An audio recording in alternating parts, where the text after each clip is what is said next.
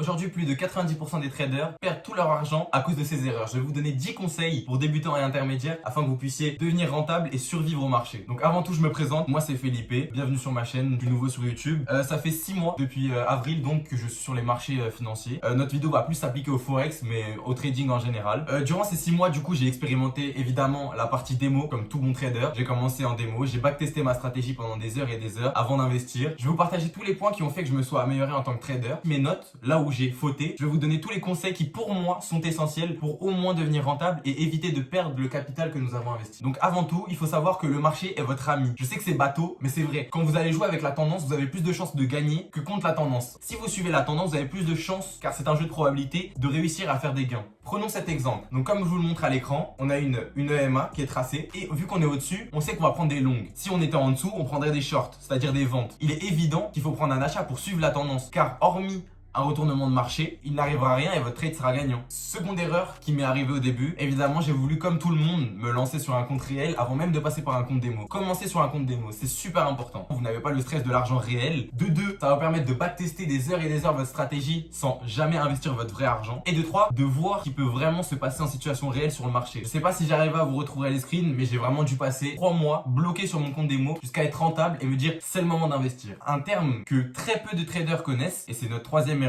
c'est le risque management. C'est donc le pourcentage qu'on va risquer par trade ou le pourcentage d'argent qu'on est prêt à perdre par trade. Le risque management est essentiel si on veut être rentable. Et c'est pas un jeu de j'investis et on verra. Non, c'est pas comme ça. Il faut savoir combien d'argent, quand je rentre dans un trade, je suis prêt à perdre. Il faut dire, ok, je suis prêt à perdre entre 1 à 5% de mon capital, selon le trade. En général, au début, je conseille de commencer à entre 1 et 2% de son capital. Si vous avez 100 euros, vous êtes prêt à risquer 1% de votre capital, soit 1 euro. Vous êtes un peu plus joueur et vous vous sentez plus en confiance car vous avez gagné un trade précédemment. Bah là, c'est plus intéressant de mettre 2%. Seulement les gros traders avec beaucoup de fonds vont se permettre d'aller dans des pourcentages de 5%, 10%. N'allez jamais chercher ça au début. C'est une erreur que moi-même j'ai faite avant de perdre tout mon capital. Aussi très important avant d'investir, avant de commencer la journée même, avant de regarder les sessions, avant même de s'attaquer, de me dire ok à 8h c'est Londres, tout ça, avant même tout ça, regardez les annonces économiques. C'est extrêmement important. Je vais vous montrer simplement cette bougie que vous voyez à l'écran. C'est lors d'une annonce économique où je me suis fait piéger car je n'avais pas regardé les informations et malheureusement ça n'a pas joué en ma faveur. En effet, une annonce économique est venue à renverser le marché, mais c'est des erreurs à éviter. Donc voilà pourquoi je vous la partage. Quel que soit le marché, soyez au courant des annonces économiques de la journée. Que ce soit en scalping, en day trading ou quoi que ce soit, même en weekly, toujours, regardez les annonces économiques parce que des bougies apparaissent lors des annonces économiques et on sait que ça peut tout changer. De même, moi comme tout mauvais trader au début, j'ai fait l'erreur et je pense que vous l'avez déjà fait si vous débutez en trading ou vous êtes intermédiaire. L'erreur de rentrer dans un trade sans même placer votre stop loss ni votre take profit. C'est une erreur qui est assez commune, mais c'est une erreur à gommer vite. Rentrer sans stop loss et take profit, il suffit d'une annonce économique avec une bougie qui va en contresens et vous avez perdu tout votre capital. C'est pourquoi il est super important de mettre un stop loss en accord avec votre risque management évidemment, afin de savoir à quel moment je sors et à quel moment je reste dans le trade. En effet, imaginons que vous soyez day trader. Donc on voit un graphique, voilà, qui bouge. Une annonce économique arrive sur le marché et voilà, moi je suis parti dormir. J'ai laissé mon trade tourner. Cependant, qu'est-ce qui se passe? Vu que j'ai pas mis de stop loss ni take profit, malheureusement, une annonce économique est venue détruire mon capital et je suis sorti et j'ai perdu tout l'argent que j'avais investi. C'est pourquoi je vous dis que dans cette quatrième erreur, il est extrêmement important de trader avec des stop loss et des take profit. Donc si je peux vous donner un conseil essentiel, donc pour le sixième, il est très important, voire nécessaire de combiner les concepts entre eux. Le fait de suivre la tendance, de tracer ses supports et sa résistance, donc les zones clés, les concepts de price action, que ce soit les fair value gap, enfin bref, tout ce qui existe dans le trading et qui est reconnu, tous les indicateurs, tous les patterns, tout ce que vous connaissez, essayez de le combiner ensemble pour augmenter vos probabilités parce que le trading malheureusement est un jeu de probabilité. On ne peut pas toujours gagner, on va forcément perdre à un moment, mais l'objectif c'est d'augmenter cette probabilité de gagner afin de gagner plus, de survivre, d'être rentable. C'est pourquoi je vous conseille de combiner dans votre stratégie tous ces concepts-là avant même de rentrer et avant même de trader en final. Donc septième point, essayez de trouver votre stratégie. Copiez pas les autres parce que ça sert à rien. Les youtubeurs qui ont réussi, ils ont déjà leur stratégie, ils l'utilisent depuis des mois et des mois, ils connaissent tout sur la stratégie, ils savent à quel moment rentrer, ils savent à quel moment trouver les zones clés, à quel moment. Essayez-vous simplement de vous poser avec une feuille et écrivez ok, voici ma stratégie et vous trouvez la stratégie qui vous convient. Moi c'est ce que j'ai fait au début, copier tous les youtubeurs sur YouTube, sur internet, tous les gens qui avaient réussi et malheureusement ça m'a pas réussi. Au final j'ai perdu beaucoup de mon capital jusqu'à pouvoir trouver une stratégie qui me convenait à moi, donc avec Fibonacci, avec les zones clés, avec une zone de support et de résistance où j'attendais un rebond,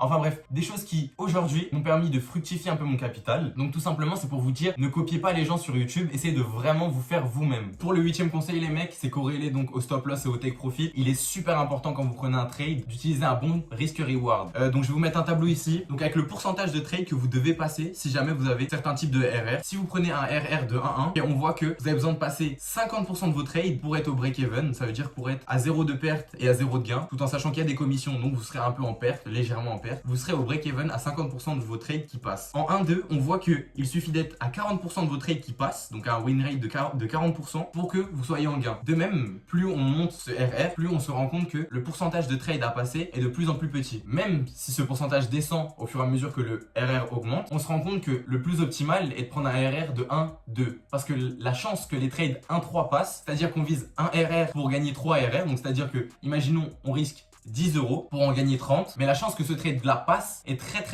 peu probable. C'est pourquoi moi j'ai choisi personnellement, et je vous conseille, en tout cas en tant que trader intermédiaire, voire un peu plus qu'intermédiaire, de toujours prendre des trades avec un RR de 1 pour 1,5 ou 1 pour 2, 2,5. C'est le plus intéressant pour vos gains et votre risque management. Il faut savoir qu'une des choses primordiales pour un trader est sa psychologie. Et comment le trader réfléchit et comment il voit les choses. Quelqu'un qui va être robotique, si un robot tradait, il serait meilleur qu'un humain. Et c'est une réalité. Beaucoup de traders connus l'ont dit. En effet, la psychologie de l'homme, que ce soit la peur de perdre, que ce soit la cupidité, la naïveté ou même l'envie de toujours faire plus, va le pousser à perdre tout son capital. Quand on rentre dans un trade, il faut se dire que psychologiquement, on va poser notre cerveau, que notre tête ne réfléchit plus et que c'est quelque chose de mécanique. Nos agissements doivent être mécaniques. Sur un marché, tu ne dois pas avoir d'émotion ni de sentiment quand tu rentres. La psychologie ne doit pas intervenir dans ton trade et c'est ta stratégie mécanique et tes actions mécaniques avec un stop loss et un take profit bien défini qui te pousseront à être rentable ou non. Dès lors que tes sentiments et tes émotions vont jouer dans ton trade, tu peux t'assurer que tu ne seras pas un trader rentable. Je pense qu'il est très important de travailler son mental avant même de rentrer dans un trade. Vous pouvez chercher sur YouTube qu'il existe des millions de vidéos disant que la psychologie d'un trader est essentielle. Et pour le dernier conseil que je peux vous donner les mecs, avant de même rentrer dans un trade, essayez de comprendre le marché. Je sais que c'est compliqué, mais essayez de comprendre ce que fait le marché. Il y a plusieurs situations du marché. Le marché peut ranger, monter, il peut descendre, mais il peut aussi se balader entre un support et une résistance. Enfin bon, il existe plusieurs situations du marché. C'est pourquoi essayez de comprendre ce que veut faire le marché